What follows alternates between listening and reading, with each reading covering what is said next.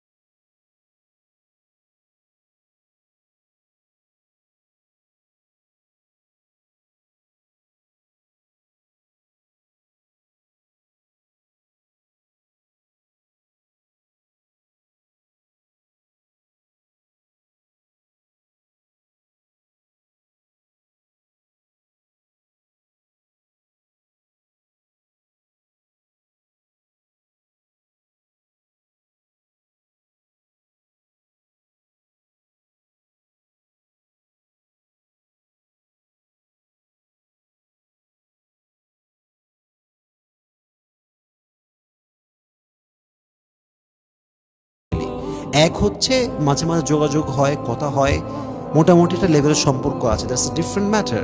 But এমনও সম্পর্ক আছে ১০ বছরে একবার কথা হয় না। জানাজার নামাজের সময় না আসলে, রক্তের কেউ না মরে গেলে দেখাই হয় না।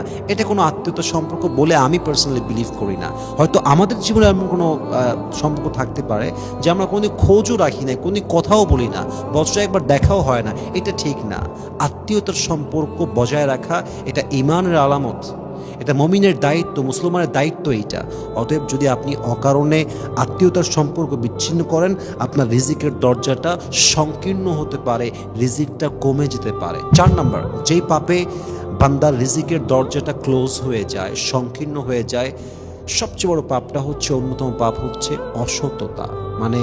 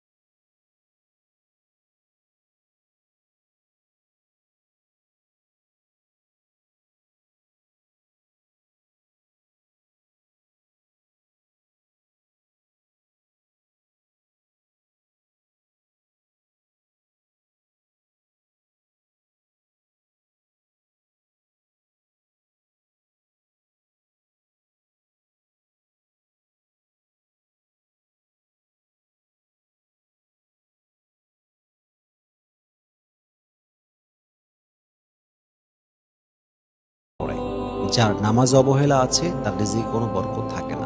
নামাজ যার ঠিক আছে রিজিক তার কম হলেও আল্লাহ ওইটাকে পোষায় দেয়। আর যদি নামাজে ঠিক না থাকে, নামাজ অবহেলা করে, তার কাছে অনেক থাকলেও তার মনটা সংকীর্ণ হয়ে যায়। দেখবেন যে নামাজ নাই, রোজা নাই, আল্লাহর সঙ্গে সম্পর্ক নাই, তার আছে অনেক, কিন্তু ওর মুখের মধ্যে আপনি মুচকি হাসি দেখবেন না। কারণ নামাজি যে হবে না তার প্রয়োজনটাকে আল্লাহ বাড়ায় দিবে, আর যে নামাজি হবে তার প্রয়োজনটাকে আল্লাহ কমায় দিবে, সে অল্পতেই খুশি হয়ে যাবে। আর যে নামাজি হবে না তার কাছে অনেক কিছু থাকলেও তার ভেতরে ফিল হবে যে আই হ্যাভ নাথিং, আমার হয়তো বা কিছুই নাই। দেখবেন সে নাখুশ, তার মনে খুশি নাই, মুখে কোনো মুচকি হাসি নাই, সারাদিন টেনশন, চাপ, চিন্তা। রিজিকের কম হওয়া মানেই যে শুধু টাকা পয়সা কম হবে তা নয়, আপনার মনে সুখ থাকবে না। মনের সুখটাও কিন্তু রিজিক। আপনি যে মুচকি হাসছেন এটাও আপনার রিজিক, আপনি যে বেঁচে আছেন এটাও আপনার রিজিক, আপনি যে সম্মান নিয়ে বেঁচে আছেন এটা রিজিক, আপনি যে সুস্থ আছেন এটাও আপনার রিজিক, আপনি যে বাসায় বসে আছেন, শুয়ে আছেন, এই জীবনটাও একটা রিজিকের মধ্যে পড়ে, আপনার স্বাস্থ্যটা একটা রিজিকের মধ্যে পড়ে। রিজিক কমে যাওয়া মানে টাকা কমে যাবে, চাকরি হারায় যাবে, ব্যবসায় লস হবে তা নয়। রিজিকে কমে যাওয়া মানে কি?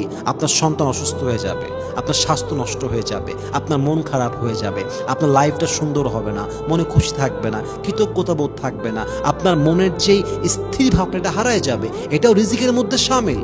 তাহলে আপনি যদি অসৎ হন, চিটিং করেন, নামাজে মন না দেন, আল্লাহকে সময় না দেন, নামাজে ইবাদতে মন না থাকে, আপনার রিজিকে বরকত থাকবে না। রিজিকটা একটা সময় গিয়ে হারিয়ে যাবে, বরকত উঠে যাবে, সংকীর্ণ হয়ে যাবে। একটা সময় গিয়ে গুনাহ করতেই থাকলে রিজিকের দরজাটা পার্মানেন্টলি এমনভাবে ক্লোজ হয়ে যাবে যে আপনি পথের ভিখারি হতে আপনার সময় লাগবে না। এর জন্য আমরা চেষ্টা করব নামাজ পড়ার জন্য, চিটিং না করার জন্য, অসৎ পথে কামাই না করা, সুদ না খাওয়া, অকৃতজ্ঞ না হওয়া, আল্লাহর প্রতি ঈমান রেখে, বিশ্বাস রেখে যদি আমরা সত্যের সঙ্গে কামাই করতে পারি, আমাদের রিজিকের দরজাটা আল্লাহ তাআলা এমনভাবে খুলবেন যা আমরা কল্পনাও করতে পারি না। আল্লাহ আমাদের সবাইকে এই সমস্ত পাপ এবং অন্যায় থেকে বেঁচে থাকার তৌফিক দান করুক। আমরা সকলেই পড়ছি আমিন।